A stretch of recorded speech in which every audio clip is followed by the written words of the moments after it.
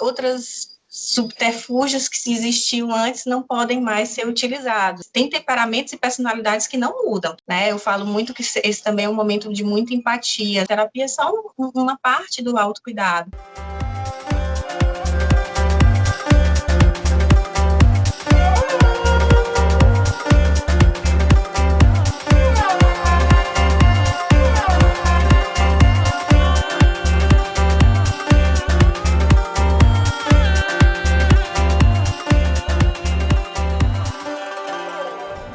Olá, bem-vinda ao Essencialmente. Estamos aqui mais uma vez, gravando remotamente, e a minha convidada de hoje é a psicóloga Camila Eugênio, e o nosso assunto será relacionamentos. Tudo bom, Camila? Ah, tudo bom, Márcia? Deixa eu só virar para ali, ó. Tá vendo a câmera ali? As pessoas também te verem, mas no vídeo vai ficar tudo certinho. Camila, a gente está vivendo esse tempo de quarentena, de isolamento e com praticamente todos os nossos familiares dentro de casa, não é?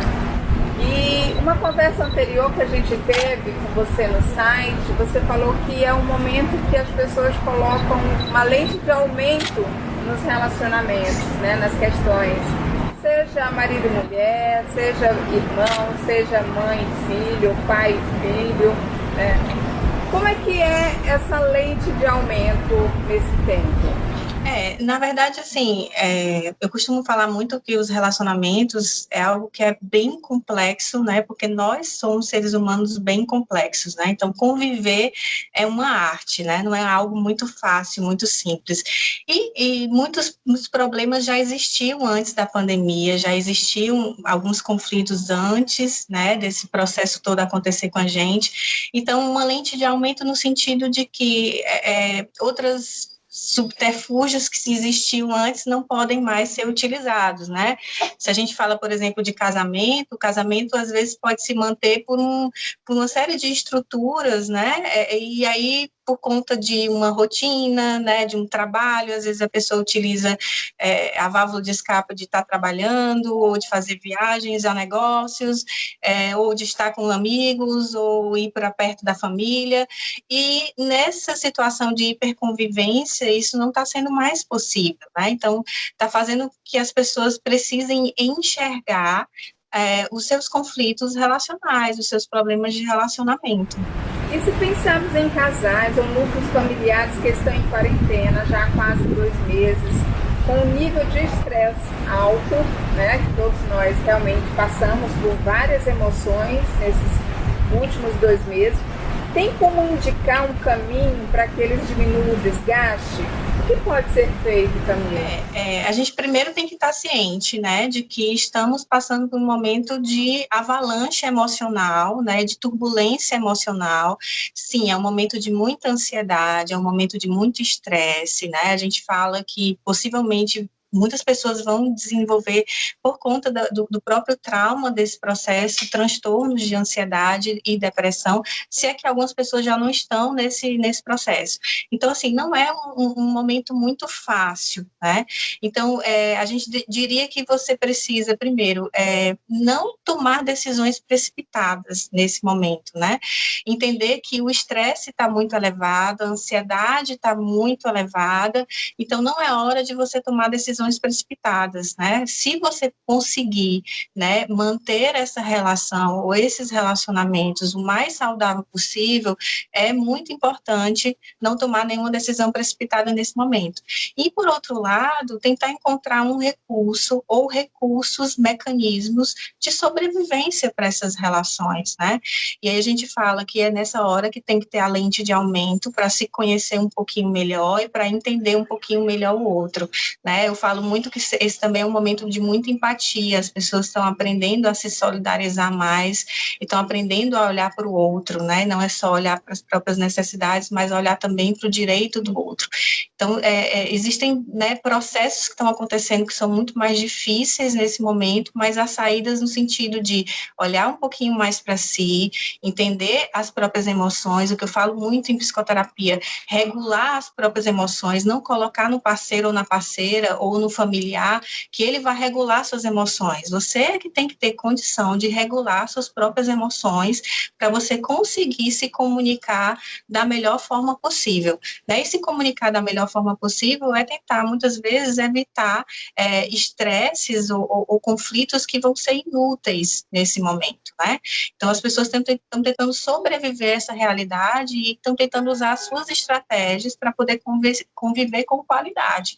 Eu acho que esse é o ponto que é importante, mas perpassa realmente uma regulação emocional, tentar mesmo compreender quais são as emoções que estão partindo de si mesmo para poder conseguir se comunicar, né, de forma mais saudável possível com o outro. Mas é importante, por exemplo, por mais que você, por exemplo, aflora muitas vezes, né, na relação, questões, como você falou, que já existiam antes. E aí isso é aflorado, mas se discute no sentido de se conversar sobre isso, ou melhor não neste momento? O que você acha? Esse momento é um momento também de crescimento, né? Eu costumo dizer também que toda crise é, ao mesmo tempo, uma oportunidade, né? Esse casal que não estava olhando para um conflito relacional anteriormente, agora eles têm que parar para olhar, né? E aí, parar para olhar é, muitas vezes, rever se essa relação faz sentido ou não. E o diálogo é fundamental nesse processo. Então, não é colocar, como eu falo muito para os meus pacientes, a poeira debaixo do tapete e fingir que está todo mundo bem. Não, as coisas não estão bem, né? Mas é possível encontrar uma forma de conversar e dialogar sobre essas questões, como eu falo muito em terapia, de forma mais compassiva, né? As pessoas usam subterfúgios de diálogo, muitas vezes muito agressivos, né? E no nível tenso de ansiedade e de estresse maior, isso pode virar um problema quase irreconciliável, né? Então, é possível sim, e deve mesmo ser olhada essas questões relacionais nesse momento. Se a crise estiver muito difícil, muitas vezes a pessoa precisa buscar ajuda terapêutica para lidar com isso, mas não necessariamente o casal ou as pessoas precisam sair do mesmo cômodo ou sair ou se separar necessariamente nesse momento, mas que é um momento sim para aproveitar e olhar e rever a relação, né? Rever os projetos, se ainda tem projetos em comum, se ainda vale a pena manter esse relacionamento ou não, né? Então, é um momento, sim, para se rever, mas talvez olhar com a forma como se comunica, que muitas vezes pode ser não solucionador do problema, mas intensifica ainda mais a questão, o problema. Você falou que é muito importante a gente regular nossas próprias emoções. E aí é importante, de repente, mergulhar, inclusive, no autoconhecimento. É o momento certo, né, para ir mais profundo e saber realmente... Porque ninguém muda ninguém, né, Camila? A mudança começa aqui na gente, não é? Exatamente. Eu acho que os relacionamentos, principalmente os relacionamentos amorosos, as pessoas criam muitas ficções, né? Muita utopia em relação ao relacionamento, muito baseada naquele companheiro, naquela companheira que você conheceu, sei lá, no início do relacionamento. E aí você não coloca na conta que a pessoa muda e que você muda o tempo inteiro, né? Assim, tem temperamentos e personalidades que não mudam, tem aspectos da gente que não vai mudar, mas muita coisa vai mudando, então a gente precisa aprender a ir convivendo e se modificando, e isso perpassa o autoconhecimento, né? Então, a gente precisa abrir um espaço para se conhecer, isso desenvolve o nosso crescimento pessoal e, ao mesmo tempo, também ajuda nas relações, né? Uma pessoa que entende o seu próprio funcionamento psíquico, uma pessoa que consegue se orientar nas suas próprias emoções, ela se relaciona muito bem. Por que as pessoas têm, não é esse receio, né? Mas é um pouco de medo mesmo de enfrentar e de ir mais profundo e se conhecer nesse momento, se autoconhecer, tem medo mesmo, né? Eu acho que de olhar para si é um medo. Eu acho, Márcia, que, assim, eu costumo brincar muito, né, nos meus atendimentos, que as pessoas meio que se desenvolvem em uma série de coisas, né, vão para as escolas, aprendem a escovar os dentes, vão, né, se desenvolver na vida profissional, mas às vezes elas não têm habilidades nenhuma, né, para conhecer a si mesmo, nem suas próprias emoções, nem aprender a se relacionar, né, então, assim, a gente não aprende na escola a se relacionar, então a gente aprende muito na vida, né, nas próprias relações familiares, nos relacionamentos amorosos, nos relacionamentos de amizade. Então, e isso é meio que tabu, porque as pessoas não foram treinadas a cuidar dessa parte da saúde mental, né? Mas, assim, o que eu venho vendo, pelo menos nos últimos 6 anos, assim, é um boom, né, de cuidado em saúde mental, e eu acho que essa quarentena, isso ficou muito intensificado, porque era uma das coisas que eu mais repetia, ninguém ia sobreviver, ninguém sobrevive a essa quarentena se não se cuidar emocionalmente, porque é um dos pontos que mais está mexendo com a gente, né? Então, assim, são muitas perdas, é um processo de luto, é uma insegurança, não saber como vai ser o futuro, né? Então, assim, você precisa estar com a sua cabeça mais ou menos organizada. Então, assim, as pessoas que não fizeram isso antes estão buscando isso e é muito provável que muitas pessoas precisem continuar buscando no pós-pandemia, né? Cuidar de suas emoções.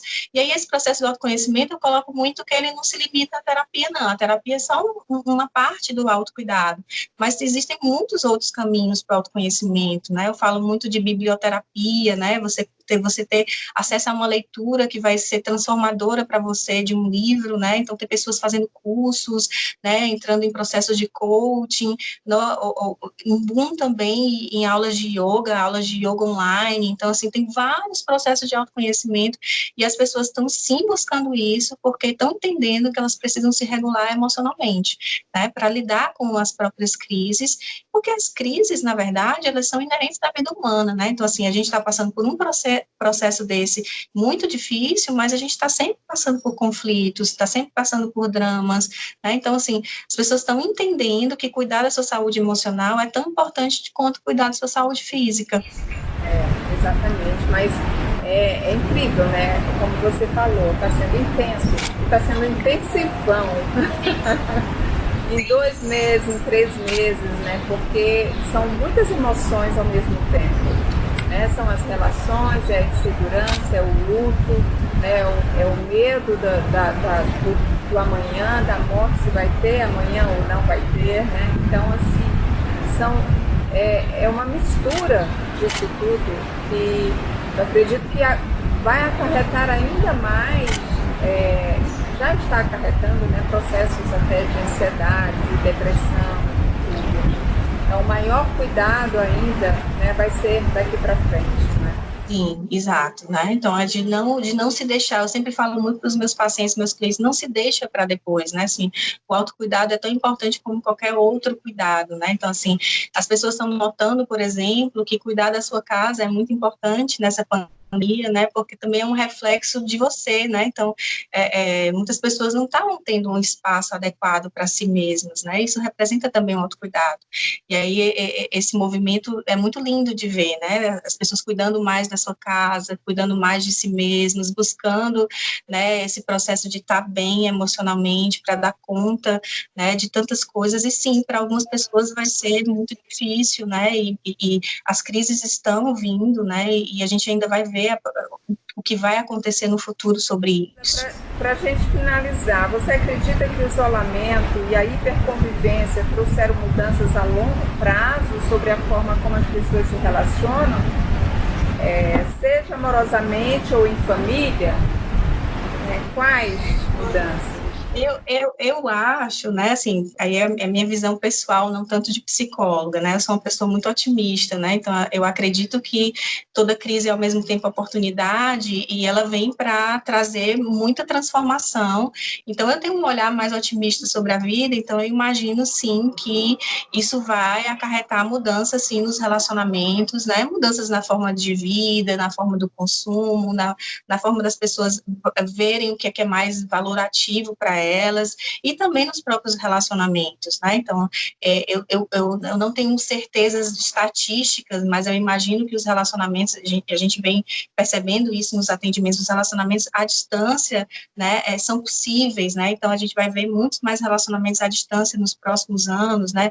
Pessoas cuidando mais de sua própria casa, não precisam mais trabalhar perto do local, os trabalhos remotos vão ganhar mais força. Então, eu tenho um olhar pessoal, né, que é muito mais otimista, e eu acredito sim, né, porque, assim, a gente não vai ter como esquecer o que a gente viveu nesse momento, né, emocionalmente, isso fica como um trauma para a gente. Então, assim, que essa crise sirva como um processo de crescimento para a gente. Então, eu tenho uma visão muito otimista de que, sim, de que primeiro a gente não vai esquecer isso que a gente está vivendo hoje, a gente não vai esquecer mesmo, e segundo, isso vai acelerar, né, muita transformação, e espero eu, por um olhar otimista, que sejam transformações positivas nas relações, no sentido de as pessoas buscarem mais simplicidade, as pessoas buscarem se conhecer mais também, né, eu falo muito que casamento, por exemplo, tem a ver com um processo de vocação. Sabe que você tem vocação para o casamento, ou pelo menos para o casamento dito tradicional? Será que é possível abrir espaço para outros formatos de relacionamento, né? Outros estilos de relacionamento que não precisam morar no mesmo teto, por exemplo, e que isso significa também acompanhar a trajetória de vida de outro indivíduo e ser feliz também, né? Então, assim, talvez venha como uma quebra de paradigmas aí, de muitas coisas que pode ser, a meu ver, né, com um olhar meio otimista que possa trazer, sim, muitas consequências, e espero eu que sejam positivas nesse sentido. Eu acredito que até mesmo na transformação, né, que a gente vê como foi tudo muito rápido, acho que as pessoas estão buscando mais a verdade, a transparência, né, o diálogo principalmente, não é? E a simplicidade, né, Márcia, a vida mais simples, né, entendendo que é possível essa vida simples, essa vida sem tanto consumo, essa vida que não nos tira o afeto, né, porque nós vamos continuar sendo seres de relação, então nós precisamos do outro, né, de toda forma, e o que eu mais vi nessa pandemia, que eu mais tenho notado, é uma incrível capacidade de solidariedade, né, então a gente é ser de relação, a gente vai precisar do outro, a gente sempre vai querer estar com o outro, é claro que abrindo espaço para outros formatos relacionais que não vão ser tão difíceis, como, por exemplo, o relacionamento à distância, né? Você conseguir manter o seu afeto, como as pessoas estão notando, 3 meses, sei lá, perdi faz quantos dias estamos nessa, mas que está sendo possível a gente se comunicar à distância, isso não quer dizer que não tenha afeto, né? Camila, eu te agradeço demais a tua participação no Essencialmente. Camila é terapeuta de casais também, né, formada pela Unifor, e trabalha, né, com relações, com relacionamentos, né, entre casais, não só também, acho que adolescentes também, jovens, não é isso?